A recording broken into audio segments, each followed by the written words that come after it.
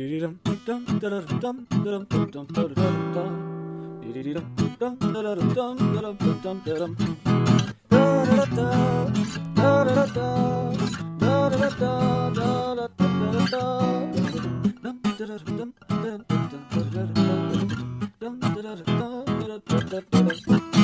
to the Philadelphia Podcast Festival, ladies and gentlemen. Guys, girls, and everybody in between. I just want to point out, this is the first time that the Indie Hall community has been a host for the Podcast Festival. This is our first time for the Podcast Festival. This is the first day that Indie Hall has been a host of the Philadelphia Podcast Festival, which means that Breaking Mayberry, Dan and I, we are honored and proud to be the first ever show recorded as part of this new relationship between these two organizations, these creative outlets. I hope that we're not a giant albatross around the neck, but you have all made a terrible mistake leading off with us. We're the breaking of a champagne bottle on Synergy, I guess. So we are Breaking Mayberry. We are the show that blames your strained relationships with your parents on old television. I am one of your hosts. I am Marty Schneider. I'm the other host, Dan Ludwig. And before we roll on into it, let's go ahead and go through this giant list of sponsors that made this whole thing happen. So we'll get the awkward break down up at the front. Of course, thank you to Indie Hall for hosting, and thank you to Indie Hall's podcast Junto, which is a collective organization of people making podcasts. So if you're interested in this, please get in touch with them and become part of that community. Our other hosts are Tattooed Mom, the National Liberty Museum, World Cafe Live. Thank you to New Media Touring. Thank you to Fireball Printing. Thank you to Everything is Awesome, which is another good podcast you should listen to. They put on a festival of their own a couple months ago that we were part of, and it was fantastic. It was, in fact, awesome. Thank you to Obi Media Podcasting Services. Thank you to Philly Banner Express. Thank you to Tea House Screen Printing, Bridge Set Sound, and, of course, the Philadelphia Podcasting Society for putting all that together. Let's make it sound like there are people here and give them a hand. Am I clapping? Yeah! Yeah, listeners at home, there's an audience here. If you've never listened to Breaking Mayberry before, what happens is Dan and I, usually we take on an episode of the Andy Griffith Show, but other classic TV shows as well. We basically go through them, deconstruct them, usually make fun of them a little bit, but also A lot. That's the majority of it. But also try to see what ideas came from them that kind of planted seeds in things that we're seeing now. Today we're doing something slightly different. We're not going to take you play by play through an episode of the Andy Griffith Show, because that would be intolerable to do in front of a group of people. An extremely weird thing for a group of people to do, where two people explain an episode of a TV show you never watched. So we're going to expand beyond it a little bit and sort of talk about dads in TV in general. In the 60s, and if you don't know what the Andy Griffith Show was, basically he was America's dad for about 10 years. Every episode, he taught his son a lesson, and families sat down and watched it. And it kind of got us thinking about dads throughout the entire post-war history in general. And TV is weird about a lot of things. Sex, cursing, gender, cops. For some reason, we're, as a society, extremely horny for TV cops. We do shows about zombies, cyborgs, the literal devil, and for some reason they're all cops. But TV is particularly weird about dads, especially sitcoms. Sitcoms drink heavily on Father's Day. Sitcoms punch the wall when Cats in the Cradle comes on. Sitcoms refer to him as my old man or sir. Sitcoms are primarily created by people whose dads did not want them to become sitcom writers. So, yeah. And over the years, we've sort of used that figure on TV to work out a lot of stuff. It's sort of been like puppet therapy, where we've not just worked out relationships with family and stuff, but also authority and stuff that was going on in our country. He sort of became a stand-in for a lot of shit. What we're going to do is start at the 50s and sort of work our way up to now and talk about how dads were sort of built up and then ultimately fell, how we went from Ward Cleaver to Homer Simpson. Yeah, and we're also talking about dads kind of as an idea. One of the theories that Dan came up with is that, like, the concept of the TV dad, the sitcom dad, really follows a little bit of the relationship that people, the general audience, has with, say, the U.S. government. And that comes to the disclaimer here. Most of what we're going to be talking about today is extraordinarily white, because the history of television in general is extraordinarily white. It changes a little bit in the 70s and then kind of goes back to being very white during the Reagan years, and then only until very recently does it like kind of shift back. And there's also, if we're taking the theory that like sitcom audiences or sitcoms themselves follow kind of the audience's relationship with the government, surprise, surprise, white people have a different relationship with the government than non-white people do. We're also, giant exception here, we're also not going to be talking about Bill Cosby and Cliff Huxtable, because fucking no. You just said that, and every fight or flight instinct in my body set on fire. Yeah. And we're also not going to be talking about sitcom daddies. Sitcom daddies, I think, is a completely different topic, although if we were going to discuss that, I think John Stamos pulls far ahead, right? Like, yeah, but we can go down a massive rabbit hole with that. 4 women in the audience that just nodded their heads. Also, we should point out that 4 women in the audience is amazing for a podcast festival.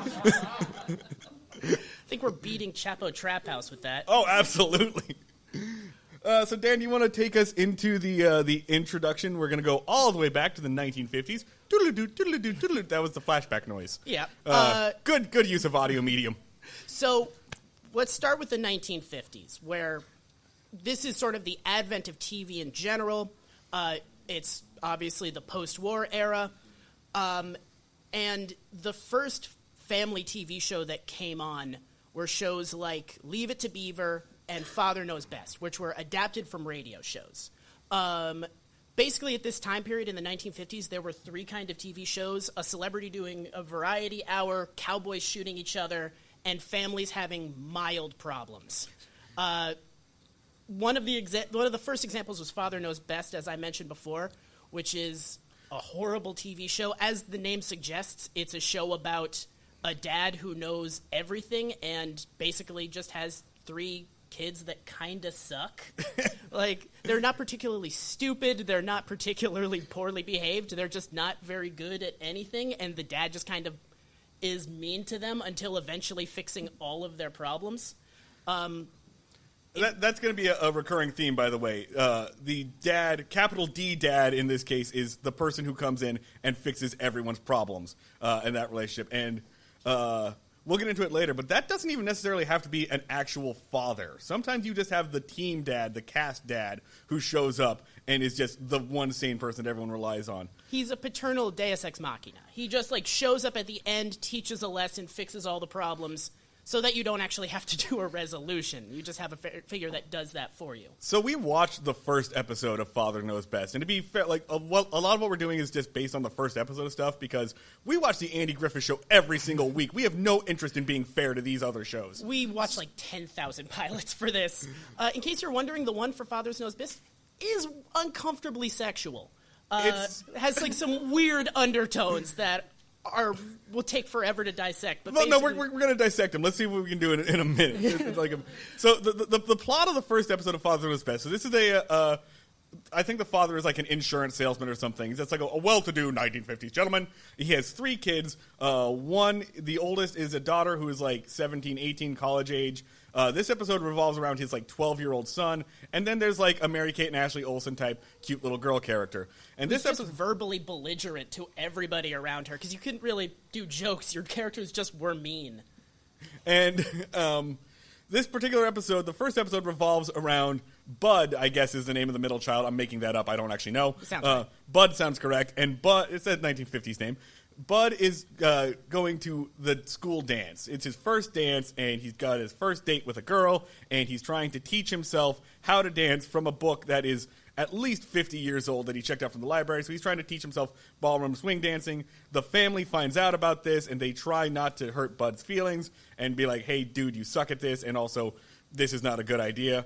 Because they're scared that if this shy, timid little boy like learns that they know that he can't dance, he'll just retreat into a pubescent like, fetal position. He will literally go lock himself in the basement. This happens. Yeah. So that's all fine and dandy. That's fine. It's a normal problem. About halfway through, the weird part kicks in where the oldest daughter, played by Eleanor Donahue, that name means nothing to all of you, but it means a lot to us because she shows up on the Andy Griffith Show later. So the oldest daughter mentions that she kind of knows about the girl that Bud is taking to the dance, that she has a certain reputation as a firecracker and, like, is going to be way too much for Bud to handle. Basically, this show stops halfway through to, like, also, this woman's a slut. Yeah. Just slut shames the hell out of this, like, 13-year-old girl. So the solution to this, as I think you can naturally intuit, is that the dad goes to the girlfriend's house, calls his son a coward, and then teaches the girlfriend how to dance in a basement. Just naturally, like, what you do. You know, that's point A to point B. This, I wish we had it up here. The image of this is so uncomfortable because the man comes in and he's like, I'm here to see Betty Ann. I don't know I'm not memorizing any of these names. And Betty Ann's grandmother or caretaker is just like, oh, yes, she's down in the basement cowering. And he goes downstairs and he realizes, oh, this woman isn't a firecracker slut at all. She's a timid, like, child who's hiding in this basement because she doesn't know how to dance. And then he gets uncomfortably Joe Biden close. Just to this, looms. like, tiny child hiding in this basement. And then she says something like, I'm scared because I don't know how to dance and Bud's the best dancer in school. Which I don't understand how any of that comes to. And so this 50-year-old man takes this 14-year-old girl by the hands and said, I'll teach you. And then they dance together in this basement. We're not done with the weird shit yet. We're at, like, the 20-minute mark. So then, for some reason, they teach the son how to dance using his sister, which, again... The older sister. Yeah, very uncomfortable and weird. And ultimately, the resolution is that when he goes to dance with his girlfriend at the high school prom, he notices that she dances like his dad, which just dripping with uncomfortable subtext. Episode 1, ladies and gentlemen. Yeah, that's how they come out of the gate. But so basically the dynamic, and this extends beyond this show. It goes into Leave It to Beaver and the Andy Griffith Show. And basically, it has this whole thing of people had been through hell up till this point. You had a nightmarish world war followed by complete economic collapse, followed by another nightmarish world war that only went away when we discovered a new way to level cities. So everything had been so horrible for so long, and everyone finally had the idea that maybe things were going to not be horrible for a while. And they needed a way to tell themselves that that was the case over and over and over again. And this was sort of how they did it. They created sort of these worlds where no one had real problems. They were all superficial, emotional, very skin deep. And even those, you had this permanent paternal safety net under you, where at the end, an authority figure was going to sweep in and solve any issue that you had. You also sort of had the added thing of, especially Leave It to Beaver was designed for this. The father, Ward Cleaver, would come in at the end after the kid Beaver would get into a bunch of trouble, and he would teach a lesson, and the way it was designed is kids watching it would learn Beaver's lesson, and they'd learn how to not be little shits. And the parents would actually watch along, and it was designed that they would learn how to be parents from watching Leave It to Beaver. They would just, I guess, like, watch along and just, like, write on a notepad, like, don't hit kids, use words. Parentheses, unless they really deserve it, and Yeah. parentheses. Question mark, question mark, question mark. So you sort of had this echoing effect where sort of TV dads kind of became like the source parent. If you saw Ward Cleaver do a thing on TV, there was a good chance your dad was going to start doing that thing. So dads kind of became like this, basically the god dad. Like, Cardigan sales went through the roof. Yeah. Every man in America had to have a nice soft cardigan to let you know that he's a gentle paternal figure. yeah, the dad from which all dads sprang. Dad prime, if you will. Yeah. And then this kind of carried over into the 60s where the idyllic 50s kind of started to change. Things changed and things kept changing. You had the Great Society. You had civil rights were really picking up. You had the JFK assassination, the Summer of Love, eventually swinging into the Vietnam War. So everything got really, really scary. For basically, no matter where you were in society, something about your life was changing. It was either getting scarier, better, or both at the same time. So 1962, our boy Andy Griffith takes the stage, along with America's first wacky uncle, Don Knotts. And at the beginning of the show, he's not actually the paternal figure that we always refer to. He's actually kind of a dick who makes fun of everyone, and he was actually pretty good at that. But as the need arose to have an America's dad figure, he kind of becomes a Tom Hanks role. In the beginning, he's more like a trickster god who's just playing pranks on the people of Mayberry, and it actually kind of rules. And from that point on, they realize it's not just enough to have this kid or this man teaching his child a lesson. We need to make the entire cast around him dial up the absurdity of them so that he can be the community dad and solve everyone's problems, solve the store owner's problems. He can solve the barber's problems. And so this is where we get the idea of capital D dad, the community dad, who a lot of people in history of TV fill this role. Let's see. Damn it, I had examples. Hank Hill is a good one. Hank Hill from King of the Hill kind of fills that role. Wayne from the Underseen Letterkenny kind of fills that role. Sometimes the community dad is not actually even a man or a father. On Brooklyn Nine-Nine, Captain Raymond Holt plays that role, and they call attention to it. A classic one is Colonel Potter on MASH, who's just solves everything regardless of situation. And sometimes the community dad is in fact a woman, but more often you get this cool little subversion where there's an older man who thinks that he gets to be the community dad simply by being older and male, and there's a younger woman who calls him out on that and says, "No, I am the dad now." Yeah. This is the plot of The Mary Tyler Moore Show. This is the plot of Murphy Brown. This is the plot of 30 Rock. For some reason, it's always women that work in television studios. I think it's because the writers didn't want to have to go too far to do their research.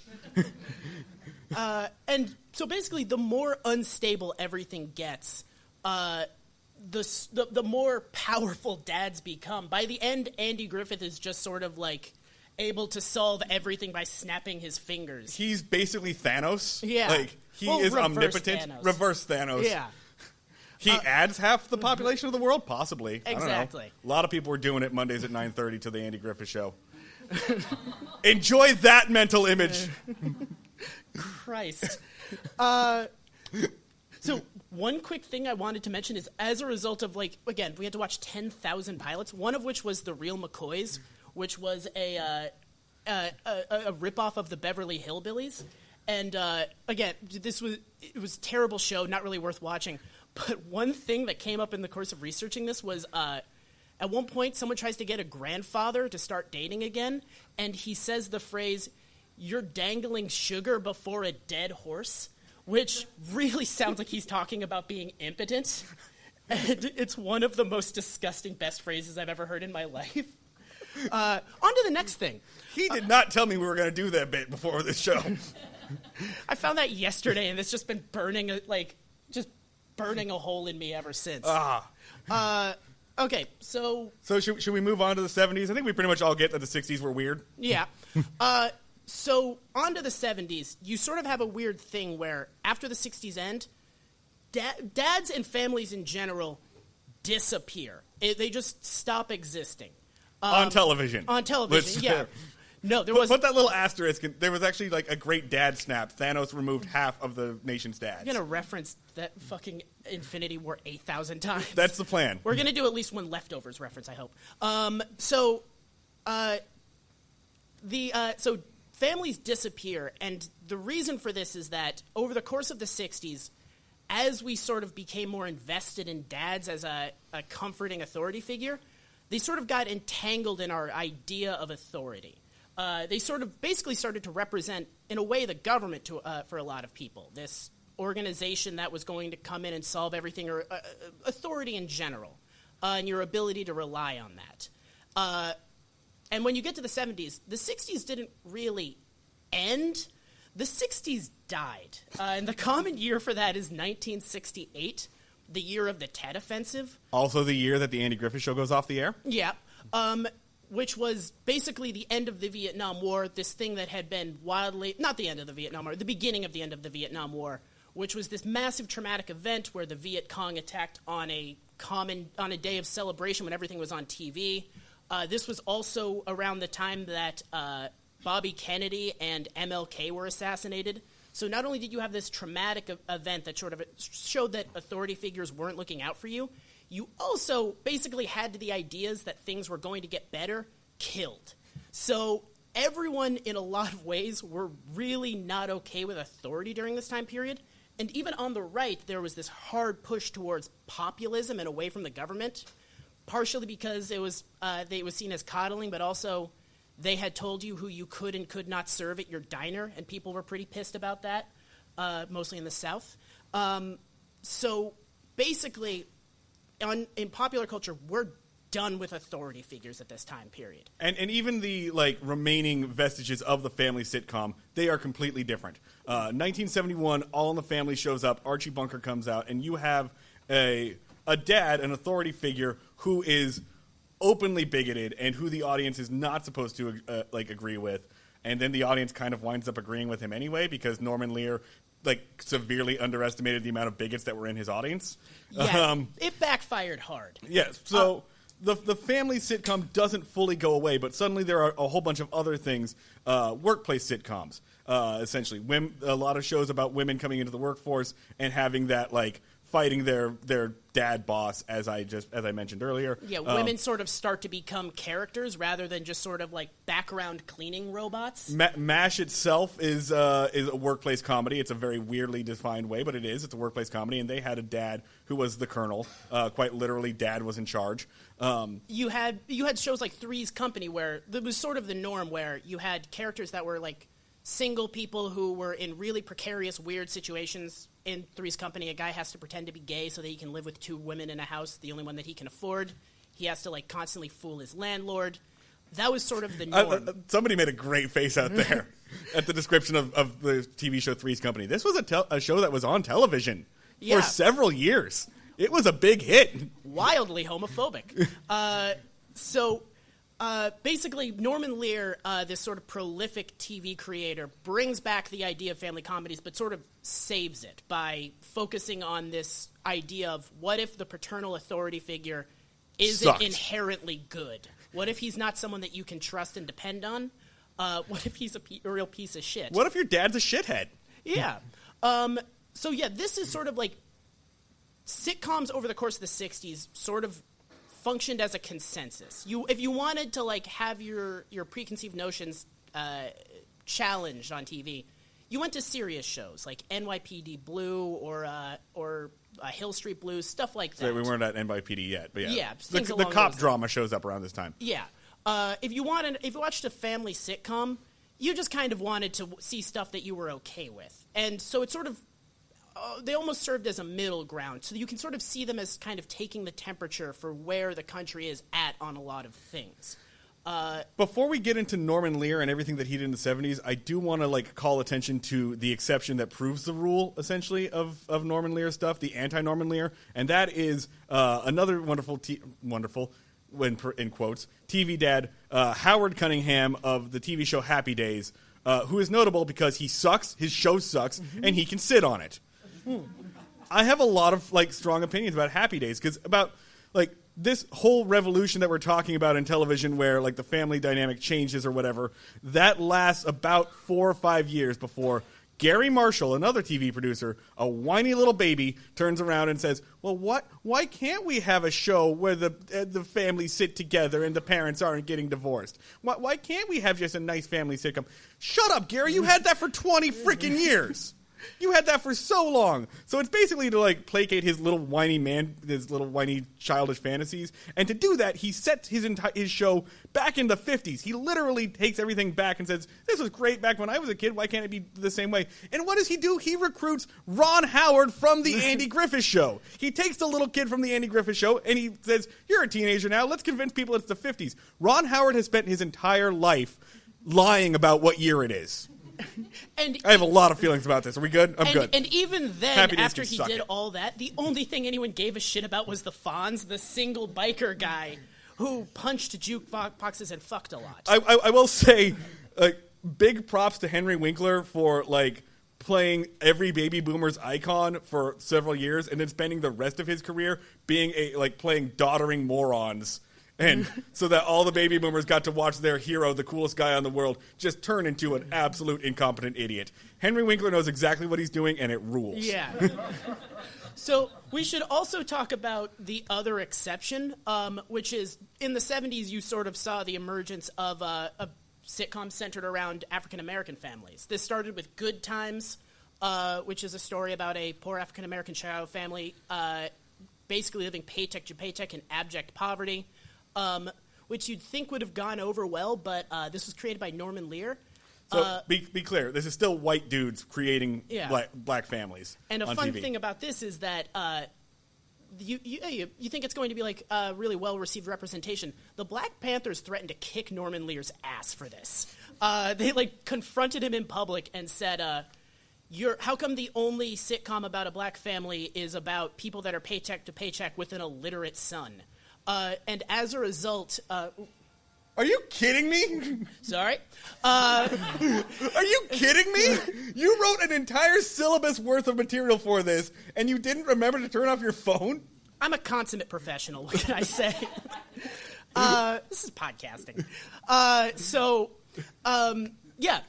as a result of this, Norman Lear creates The Jeffersons, which is about an African-American family succeeding, and this sort of sets the precedent for the next 20, 30 years of basically stories about black families completely subverting everything we're talking about because they don't really have the same relationship with authority that white America does. It becomes very weird. They create The Jeffersons, which is about a newly wealthy black family, and then that becomes pretty much the plot of most sitcoms revolving around black families for 40 years. That's The Cosby Show. That's Blackish. That's the Bernie Mac Show. That's I'm running out of it's not really until UPN shows up and you have shows like Everybody Hates Chris that you have a show about a middle class black family ever again.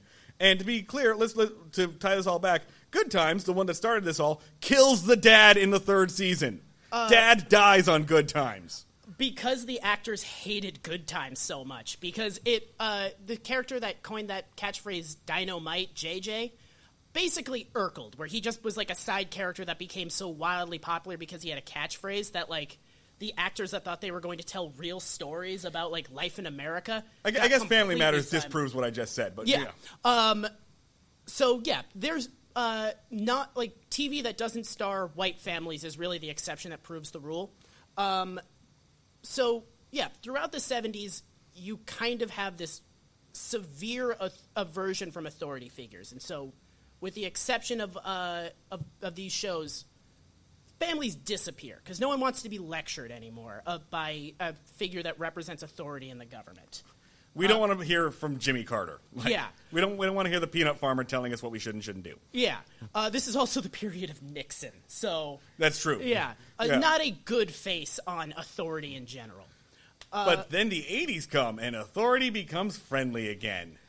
Sort of. Yeah. So with the 80s, we go from authority being seen as malevolent and dangerous and the people that send you to die in Vietnam to almost incompetent. Jimmy Carter's presidency isn't defined by evil, but he's widely seen to have been wildly incompetent, which is capped by the Iranian hostage crisis, a thing I did not have time to Wikipedia, but I know was bad, which sort of was this giant clusterfuck that really basically compromised anyone's faith in the government's ability to do anything. And then we get a man who literally calls his wife mommy. What? Ronald Reagan called his wife mommy. Did you not know that? Was this when he was senile or just in general? I don't think there was ever a point where he wasn't senile, but yes. Okay. So Ronald Reagan was sort of this great Febrezing over America's relationship with authority, where he didn't send the message of the government is good and can watch out for you. It was sort of, hey, the government's still terrible, but it doesn't matter. Almost like he washed over it with some sort of erasure, like some sort of whiteness. Yeah. Like suddenly it was washed in white. Is there a term for that? It escapes us. So, yeah, you had sort of Reagan, just paving over the widely seen inadequacy of American government. And in this time period, you had family sitcoms made an extreme comeback, but with a lot of caveats now. Mom is dead. There is no mommy. All moms are dead. It's leftovers, but with moms. For some reason, every single show in the early 80s is about single dads raising one or more children because the mom has either died or run off. To be fair, that's also the plot of the Andy Griffith Show. Everything ties back. Yeah. So you have shows like My Two Dads, which a batshit concept for a television show, My Two Dads. A mom abandons her child, so the child is raised by two guys she had sex with who don't know which of them is the dad. That was pitched and then written and then filmed and then watched. You have shows like Silver Spoons, where a millionaire with the mind of a child who rides around on a giant train and plays video games all day has to raise his bastard child. Shows like Who's the Boss, which is more innocent, but just inept Italian dude has to raise his kid while being an Italian stereotype. And then the crowning jewel of all of them, the feather in all of their cap, everywhere you look, it's Full House. A show I hate with every fiber of my being. I tried to watch the pilot of it again just to, familiarize myself, and within, 30 seconds, it felt like there was acid in my blood. So the plot of Full House is basically, what if there were two wacky uncles, and they all raised the kid together with the dad, and they're just, three different kinds of... I'm not even going to say masculinity. You have John Stamos, who is supposed to be the coolest, the rocker one, the most manly of them.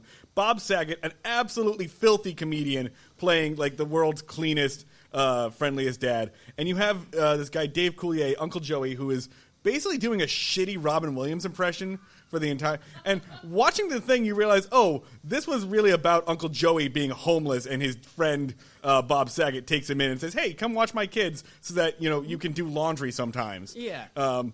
And... The general thesis is that if you take three adult men and have them raise a kid together, they can maybe, if they really Voltron together, amount to a single mom. It's such a huge switch from the 1950s ultra competent Uber dad to each one of these three people is 1/3 of a man, possibly. It takes a village of idiots. It takes three village idiots. That's what I should have gone with that. A big part of this is over the course of the 70s, with shows like Murphy Brown, you had this new idea of women as existing. You sort of acknowledge that moms occasionally did things. So the role of dads basically stayed the same, but you now realized that in between all the lectures and getting home from work, stuff actually had to be done. And this was also during a time period in the early 80s when divorce was starting to be normalized. So you were newly confronted with the idea of dads raising a kid without a mom there to do all the busy work. The first episode of Full House, I swear to God, is 14 minutes of two men trying to change a diaper. And that's the entire plot.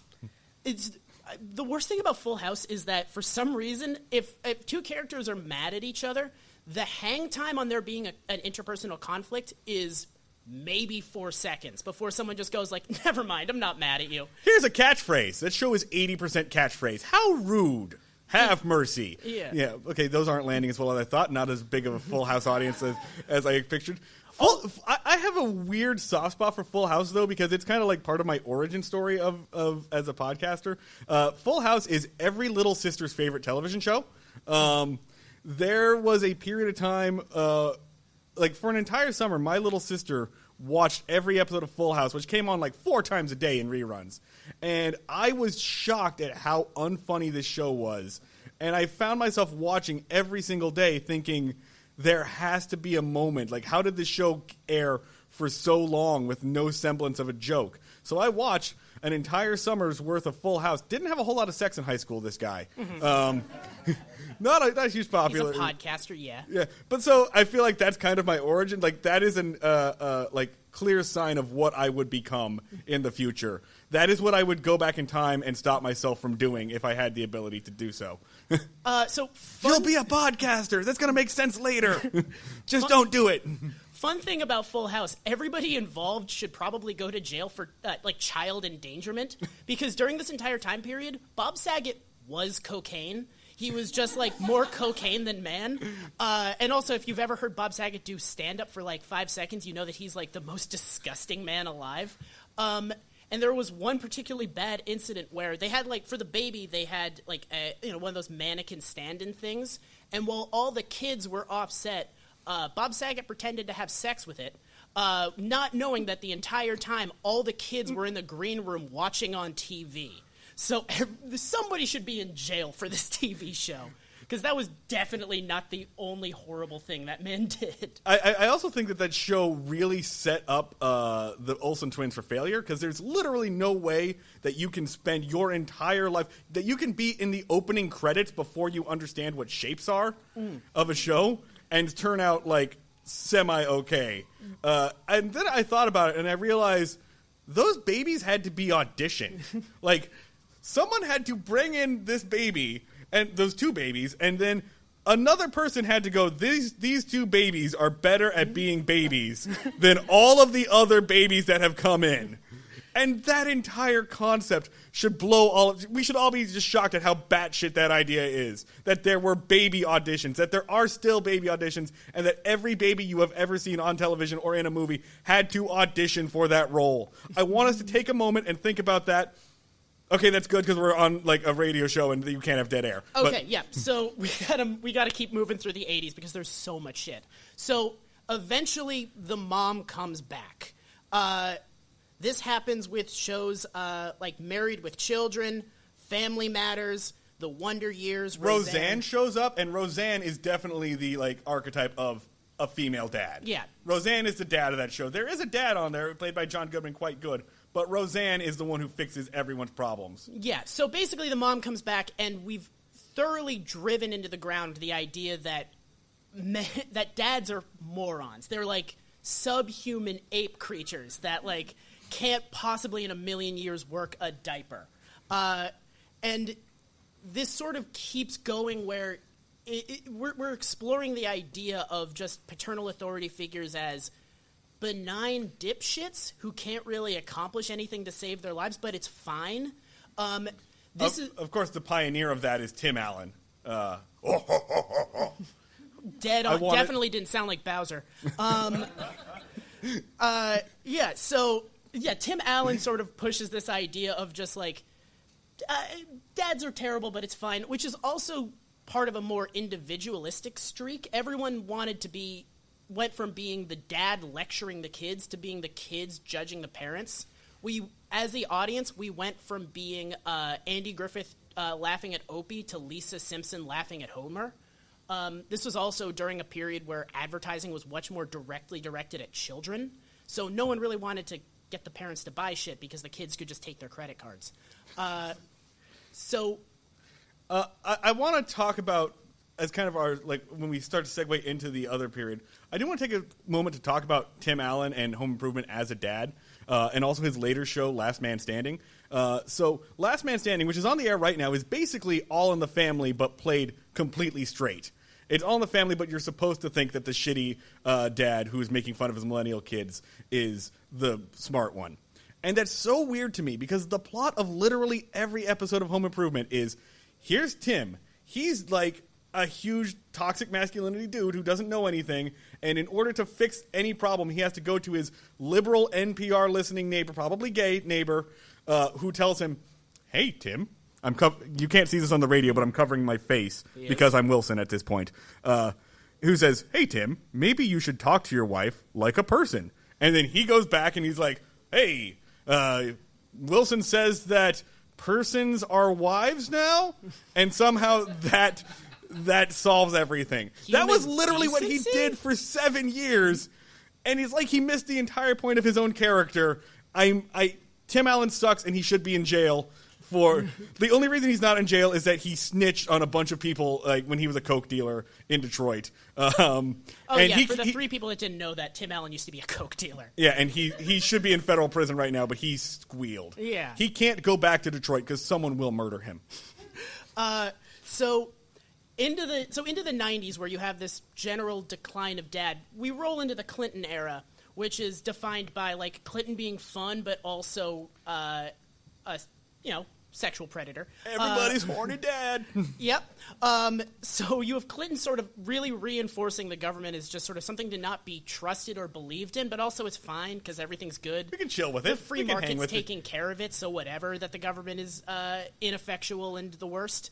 And during that time period, the definitive show is The Simpsons, which is basically, in terms of our collective understanding of a father figure, the last nail in the coffin. We'll be clear. This is like pre-season 10 Simpsons. Homer Simpson evolves over a little bit of time. We're talking about the period where Homer's like a lovable doofus who sucks at everything but still wants to do everything, for his kids. Pre-Peter Griffin-ication. Yeah. Well, he does like have a steady decline through the 90s and steady decline through the 90s and early 2000s, which. I think Peter Griffin is a good segue for us to go into the 2000s, right? Yeah, so stuff that happened in the early 2000s. Nothing fun to talk about. Everything is very, very bad. Everyone's unhappy for most of it. Authority figures are either seen as deeply morally compromised or violently incompetent. No one trusts anything, and everyone's fucking miserable. And during this time period, you have still basically Homer Simpson becomes a chimp. He goes from being an idiot dad to a caveman. You have Peter Griffin come on, who's basically Homer Simpson, but if he was the devil. You have Arrested Development shows up and it pretty much serves this idea of like, what if we had somebody who was supposed to be like the fatherly authority figure, but he was also a selfish asshole and ruined everything for everyone all the time. Yeah, and even like in a dramatic sense, you had shows like The Sopranos and Breaking Bad, which sort of explored the idea of how much damage can an incompetent or morally compromised father figure do? Like, how bad can this possibly get? Sort of as a way of working out our feelings of how compromised authority was at this time. And even in cases like King of the Hill, where the father figure is like a good dad, he is also a person that is deeply, deeply broken, who is basically only able to parent effectively and nothing else. And the nice thing about King of the Hill is that it like addresses all of Hank Hill's issues with his father. Like, and how that has, like, parlayed itself over into his relationship with his own son and all of his idiot friends. Like, that show gets into a genesis of this that I don't think any other show really addresses that well. Like, there have been father and adult son shows before, like Sanford and Son, which we should have mentioned earlier but didn't. So, sliding it in there now. Quick shout out to Sanford and Son. Sanford and Sons, check it out. But at least with Hank Hill, it's almost like paying homage to the shows that came before it. Like Hank's relationship with his father, Cotton, is very much similar to television's relationship at that point with their like post-war counterparts, essentially. So that one was nice. King of the Hill's a good show, I guess, is all I'm getting at here. Yeah. The 2010s, in terms of paternal representation, a train wreck. And you move into the Obama years, and it actually sort of softens in a way, because you don't really redeem biological fathers. That's sort of just abandoned. But the prevalent thing becomes found fathers. You have characters like Ron Swanson, Captain Holt from Brooklyn Nine-Nine, who are sort of this tentative embrace of fathers. Like, maybe if we're never going to be given an authority figure that we can respect or depend on ever again, maybe we can find one or create one. And it's sort of this very hopeful view that maybe we can have a government and have a ruling body that we deserve. You can find your Andy. Yeah, not rewarded in any way. That hope was essentially dashed at the end of those 8 years. Yeah, so then 2016 happens, and good night, everyone. Yeah. Honestly, I don't have anything for current day stuff. I mean, sort of. We've seen that hopeful nature carry on. There is still a prevalence of found fathers. It's much less, and in a way, we're sort of going into a 70s thing again, where we're just kind of blanking them out. Like, dads are just kind of gone as a general focus, and now we're again focusing on individuals in precarious situations who are basically avoiding authority figures. There's no one that you can really depend on anymore, which is a bummer of a way to go out. So instead of going out that way, we've got a couple of minutes. We do have an audience, and this is a live show, so we are expected to do some kind of level of audience participation. We are? I don't... does anybody have a favorite TV dad? And I'm thinking dad in the general capital D sense.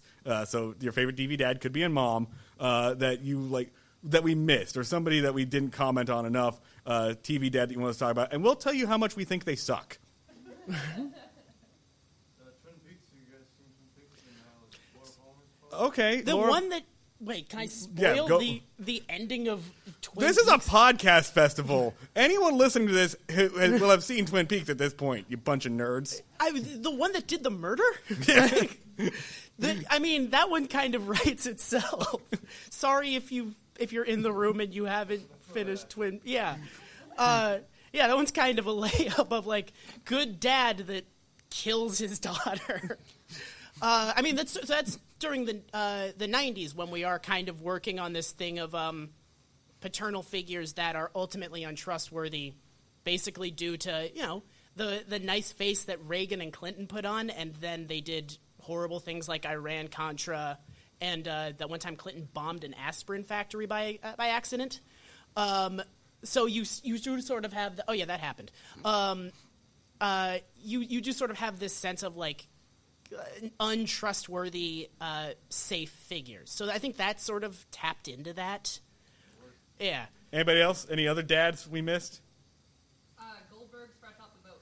Oh, yeah. So that's kind of the modern era where we are addressing, non-white, non-Protestant families exist. The Goldbergs are a very Jewish family that I absolutely love. But in their case, dad is still kind of in the, very much in the Fred Flintstone vein of, borderline incompetence. But very much in that, I still love my sons, and I love my idiot family.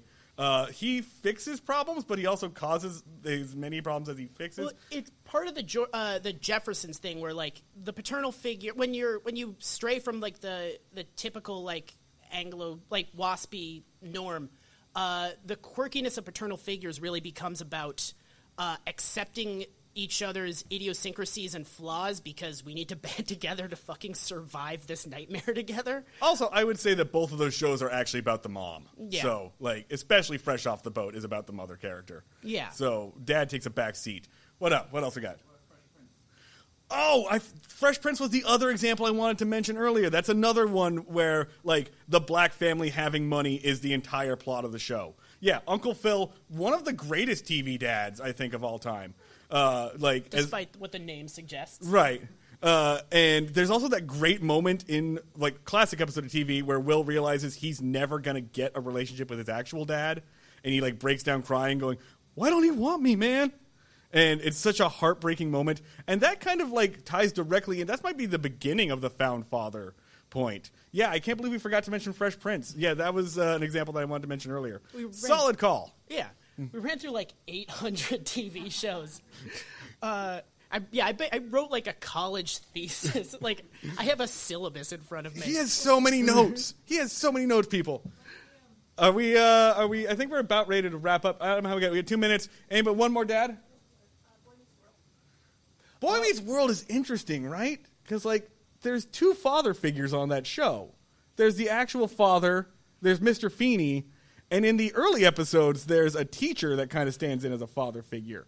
So we have to briefly reference the Cosby Show. Sorry, there was like this undercurrent from the '80s of like the fuck you competent dad thing, where like, and I think Boy Meets World was sort of for that. Like it was Cosby Show through Seventh Heaven through Boy Meets World, of like this was done always very intentionally. Of like, I want to contrast the stupid dad by showing a competent dad, and even then, like the Boy Meets World dad kind of had like brief moments of. I mean, he was pretty competent. Yeah.